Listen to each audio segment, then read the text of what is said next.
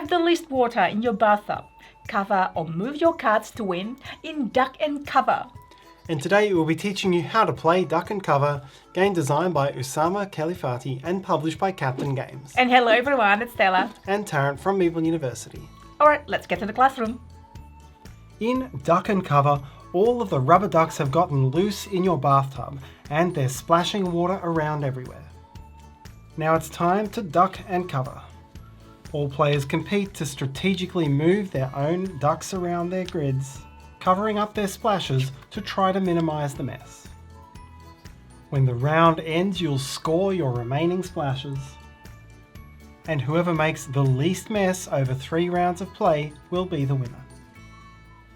To set up, give each player a deck of 12 duck cards. Each deck is the same, just with different illustrations, with numbers ranging from 1 to 12 and splashes from 0 to 5. Shuffle up your deck and deal the cards into a 4x3 grid. The exact order in which your numbers appear will be different from those of the other players. Choose one player to be the captain. That player will be the facilitator for this round. They take and shuffle up the deck of 26 captain cards and place it in front of themselves. You're now ready to play. Duck and Cover is played in turns. On each turn, the captain draws one card face up and announces it to all players. All players now do one of 3 things: duck, cover, or quack. You can only quack if you can't duck or cover. Most of the time you'll cover.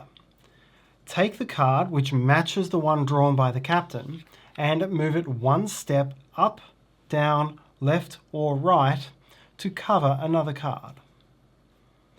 If the card you're using to cover is on top of a stack of multiple cards, then move the entire stack. Covering is the main way to clean up your splashes, since once a splash is covered by another card, it can no longer count towards your score. The other option is to duck. Take the matching card, and all cards under it in a stack if applicable, and move it to any other open space in your grid. You can choose to do that if you need that duck to be in a different position, or you may be forced to do it if that card has no valid cover option.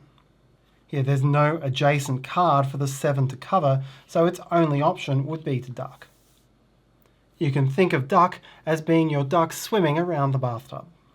You're not limited to the confines of the original 3x4 grid you laid out, and can swim your duck to outside that grid. The third and final option is quack.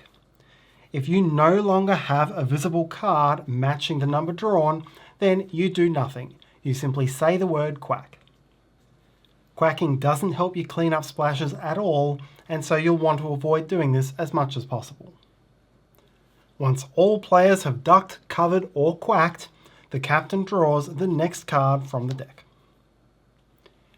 If when a card is drawn, every player at the table quacks it, then instead of playing that card in the captain's pile, it is discarded to the discard pile. The round can then end in one of 2 ways. The first is if too many cards get quacked out. The required number is shown in this table, and it equals 11 minus the number of players. All players now gain points equal to their visible number of splashes, so here yellow would score 3. The second way the round ends is if, after a captain card is resolved, one or more players has only one stack of cards. All players finish resolving that card, and then any players with a single stack score negative points based on their visible splashes.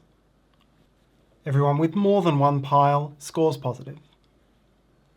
Now to set up for the new round, everyone gathers their 12 duck cards, shuffles them, deals them into a 3x4 grid exactly as they did during setup, and picks a new captain to reset the captain deck. Play 3 rounds in this way and then add up your final scores. The player with the lowest score has made the least mess and wins. If tied, then whoever had the fewest visible cards Not visible splashes in the third round breaks the tie, and if still tied, victory is shared. To understand the tactics of duck and cover, you need to understand the cards in the captain deck. The deck has 26 cards, which includes 2 copies of each number card ranging from 1 to 12, and these 2 special cards. When the repeat card is drawn, all players treat it as if it is the previous numbered card, so this would be an 11.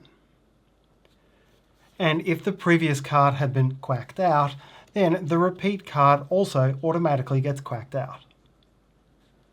The repeat is also quacked out if it's the first card drawn from the deck. When this card is drawn, it counts as highest card, meaning all players duck or cover with their highest remaining card, and it's the only card for which different players will play different numbers. This card can never be quacked out.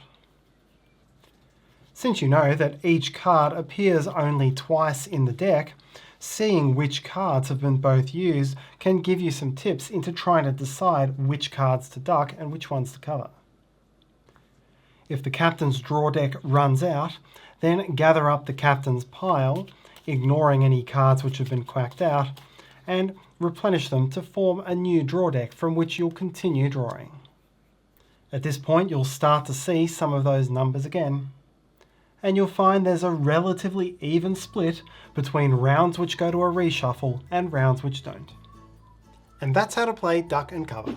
Thanks so much for watching. Please like, subscribe, let me know and share this video if you enjoyed, and hopefully you have a great day. See you next time.